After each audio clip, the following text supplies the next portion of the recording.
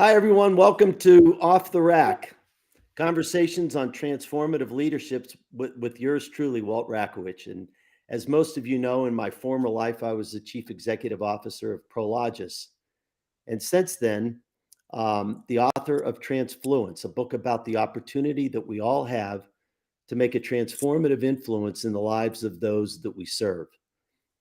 Now, with the new season comes new changes, and I'm excited to introduce a fresh look and a fresh feel for this interview series, Off the Rak.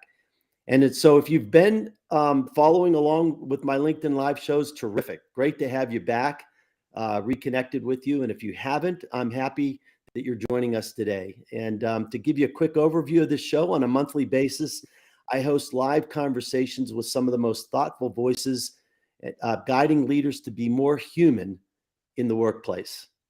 And if you're interested in checking out some previous episodes, I'll be sure to drop a link below so you can become more familiar with me and also get to know more about the guests that I welcome on this show.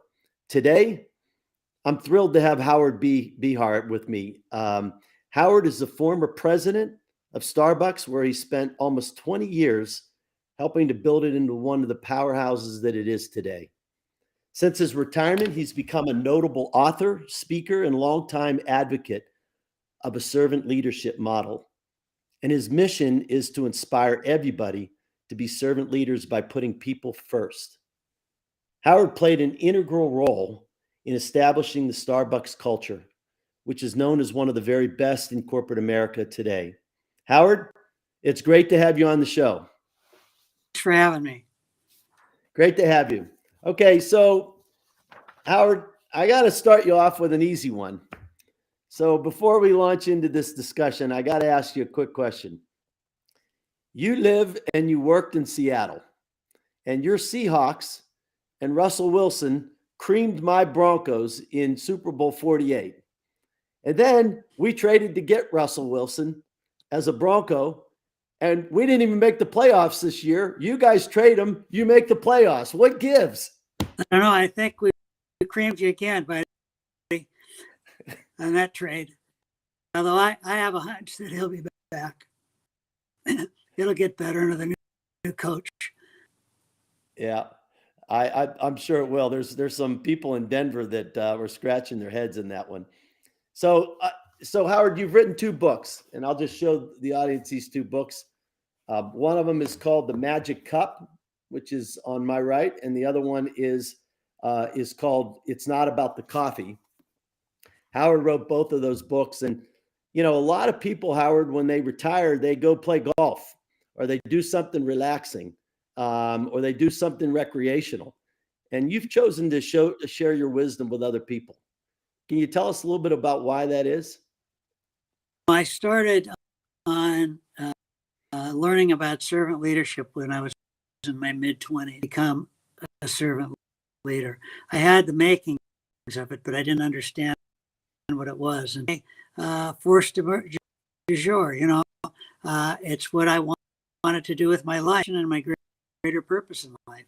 And so, when I first left Starbucks, really for 2 years, and because I'd kind of lost my way, and finally I realized that my life's work was still my life's work, whether it was inside a company or within. So that's what I've been doing with my life. And my mission statement in life is every day I want spirit, beginning with myself first and then for others. So that's what I do. I don't play golf. Well, I'm inspired by that. In your book, it's not about the coffee, and I read it, and I love the book. But you go on and on and on. You emphasize the importance of people.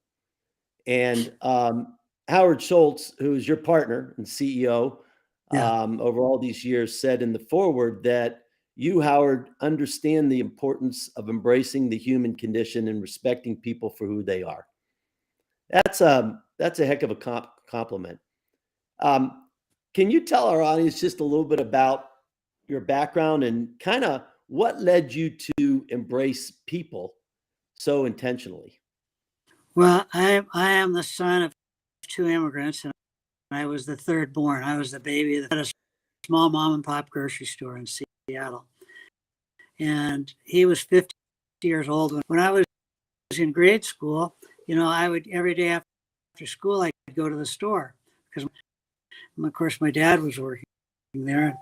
And I was part of that family. It's the small mom and pop grocery stores in those days. They had charge accounts for each individual.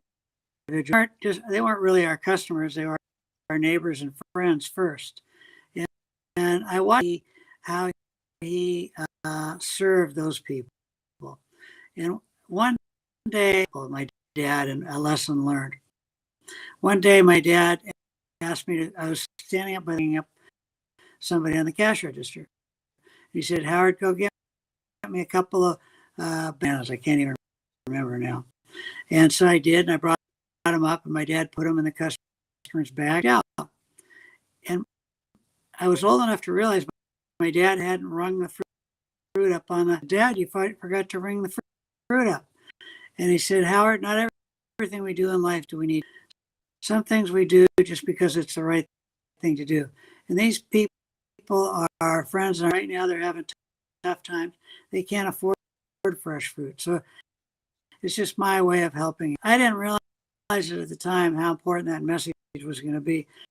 But it's true.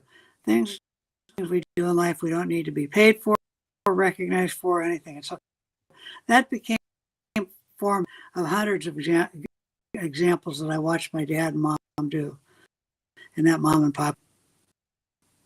And so that's where it started. It was about serving others. It's funny you'd say that because if some people have asked me that in the past, and I said it started with my parents. And if my parents had one mantra, it was to treat others the way that they would want to be treated. And I think that has a lot to do in life with the way that we go about it. I really do. So also, so in your book, you outline 10 principles that, 10 principles, as you call them, guiding forces in leading yourself and leading other people. And one of them, the first one, as a matter of fact, is called, I think it's a personal truth. It's to know who you are, to wear one hat, as you call it. And so can you talk a little bit about that, importance of that? Yeah. Well, too often in life, we're trying to, and the hat that I'm talking about, we talk about in the roles that we play. This is the hat that defines who you are. Be able to put it on in the morning and throughout your whole day, wear that hat. Nobody should ask you to be somebody other than who you are. You might have a boss that says, "Hey, wear brown slacks instead of blue slacks." Okay, that's fine. Or somebody that says, here's some things you can do to sets. But nobody should have the right to ask you to change your values that I'm talking about. And so if you wake up in the morning, you look across the bed, "I better put on my spouse hat." You better think about that relationship. Or if you go to the front door at Starbucks and Starbucks says, "Geez, you better put on another hat." You better think about where you're working. If you want to have a fulfilling life, that's the one to do, is figure out what our hat is and then wear it. Boy, isn't that the truth? I'll tell you what, there was a time at Prologis where I felt like I wasn't, that I had to wear more than one hat. And I ended up quitting, and because it wasn't the right place for me at the time. And then I came back to the company, but I totally understand that. So basically, know who you are, know who your values are, or know what your values are, and then live them out. Right. So another thing in the book you hammer home is the value of building trust in organizations. You said it starts with showing that you care. I talk a lot about trust in my book, Transfluence, and I think it's the currency of business. I really do. Without trust, you have nothing. But it gets harder as you manage a lot of people. As your company grew and grew and grew, it became harder. And so you mentioned one time in your book, you mentioned that in a Starbucks leadership meeting, somebody said to you that Hey, Howard, we have over 100,000 people at Starbucks now. How can we possibly expect all of us to care? and, and then your answer was, how can we not? Which I thought was a great answer. But, it is a good question, especially these days. We live in a more remote COVID world. And there's some of these companies, big companies. As you spread out all throughout the world, it does probably become harder and harder to care, or maybe it doesn't. I don't know. I'd be kind of interested, especially because we live in a little bit more of a remote world today, where we don't work with everybody day to day, face to face. How do you show you care in this environment? Well, I think it's the same methodology. I don't know if you're married and have children, how do they know you care? It's the things you say and the things mostly. Right? That defines who you are and that you care about them. Just you're right there together. But just because you can't physically show that you care. There's tons of different ways. I used to send out company birthday and anniversary cards to everybody that worked in the company up until now I hand signed every one of those, and I put a note to the people that I know or I knew. The goal was, just because the company was getting bigger didn't mean we couldn't keep it small. If you trust your people, look, you give trust until people prove they're unworthy of trust. You should trust them. Mm-hmm. And but that doesn't mean you don't go on trusting others. Just because one person. Look, trust is the grease of life. Without trust, nothing happens. Look at the political climate we have right now. It's not right or left. It's trust. Mm-hmm. Trust in other human beings. And that's what's killing us. And how to get that trust back, that we understand that everybody cares, everybody the same way we do, but everybody cares in one way or another. And we have to learn and understand that loving your people is where it all begins. You would love your children, obviously, but loving them because they're worthy of love, because they're here. And when you act on those words, you care about them, they care about you. And that's the essence of servant leadership, of which you call it. Yeah. And you had a pretty spread out workforce when you think about it. I mean, you guys were spread out globally, and many of your workers were frontline workers. I mean, they weren't in the corporate offices seeing you every day. They were there right in front of the customer every day. Probably a fairly large percentage of your workforce was that way. So you had to exude that trust all throughout the world, right? Which is hard. It is. What other option do you have? Are your motto going to be distrust? I don't trust anybody? That doesn't work. Right? So better to choose the positive, the one that says trust until people are unworthy. It's amazing how few people are unworthy of trust. Particularly if you trust, then they respond in kind. So you give them you've got to give them the benefit of the doubt. Trust first. Yeah.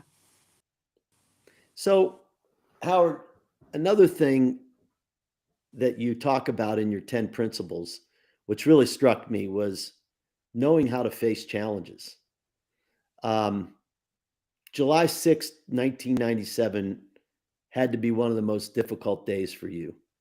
When you heard that a gunman opened fire and killed 3 of your workers in Washington, D.C.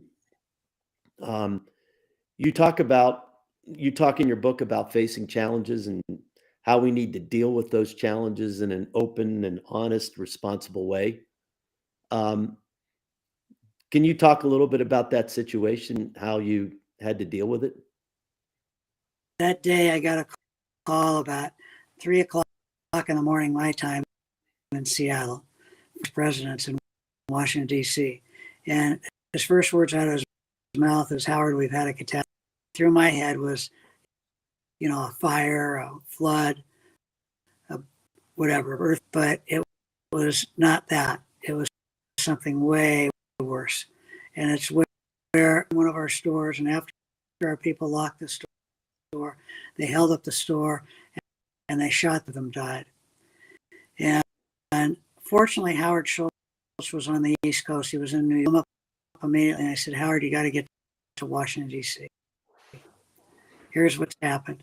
And of course, the yellow lines, police lines were up around the store, and the news thing, everybody was there and everybody wanted to know what happened. Of course, Howard didn't know. No, didn't hide.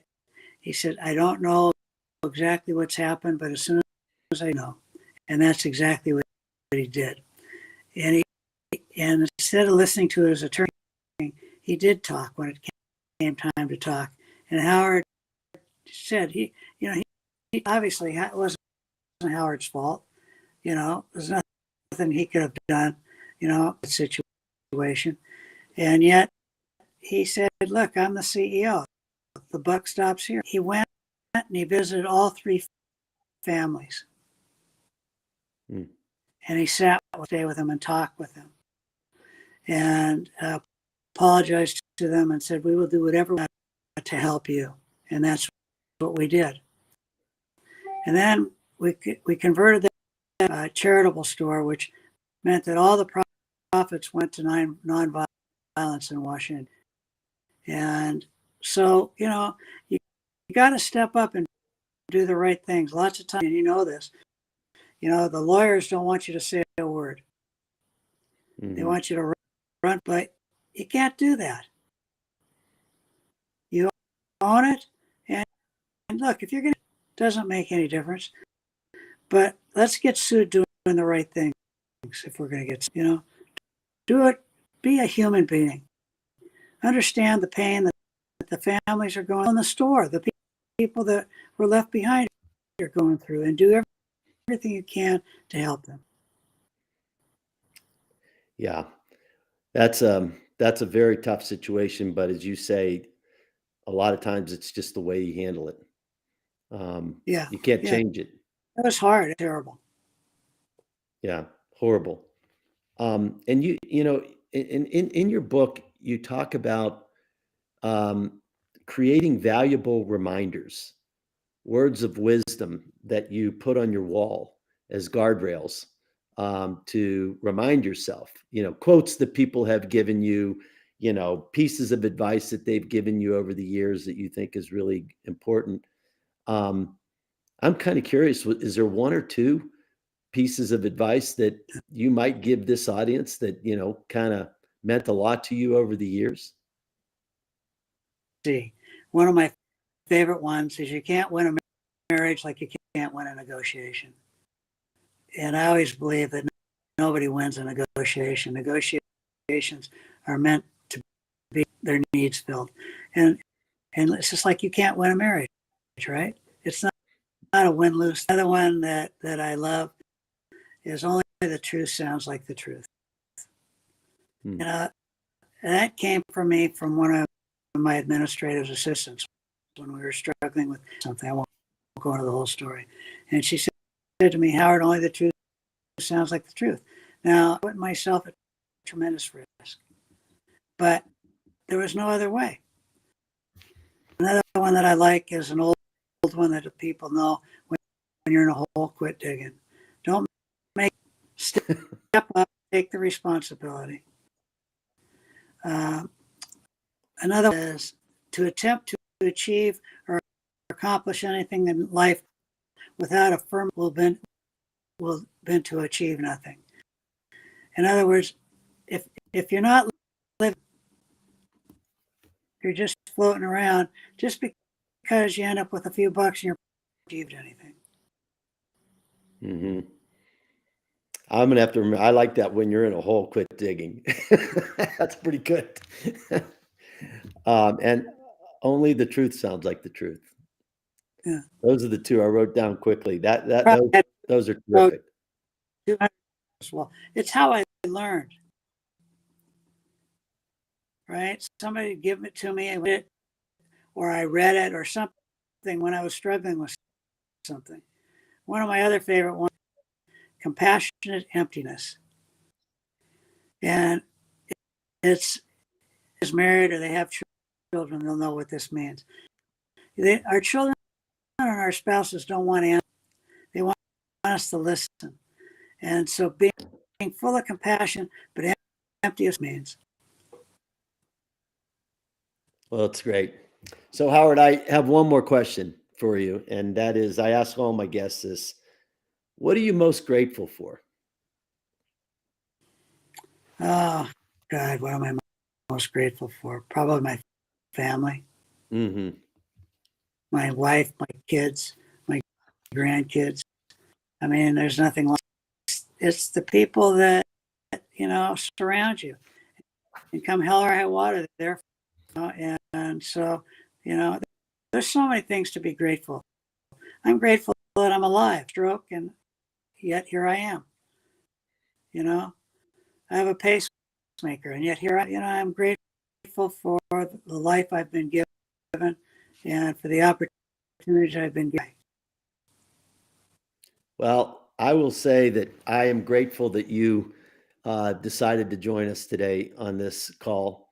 And I'm sorry that we took a little bit of time to get started. We had a little bit of technical difficulties, but Howard, thank you so much for being on today. This has been an awesome opportunity for us to hear from you. And you've got some great words of wisdom. By the way, everybody that's out there, you got to read these books. I mean, these are really good. It's not about the coffee and the magic cup. I think you'll really enjoy it. For those of you who are thinking about how you lead people, especially in the field, you're going to love these books. So Howard, thanks again for tuning in. And I'd just like to thank everybody also for tuning into this call today. Wonderful opportunity. And also I'd like to ask you to make sure to keep an eye out for future live streams that we have. We're going to have one next month with Matt Curry, who is the former and only former by 30 days now, CEO of Trammell Crow Company. So we're going to talk a little bit about heart-led leadership, but we're probably going to talk a little bit about real estate as well. I'm sure there'll be a few questions there with Matt. And until then, I encourage you to find a way to have a positive influence on someone around you each and every day. Thank you, everybody. Talk to you in a month.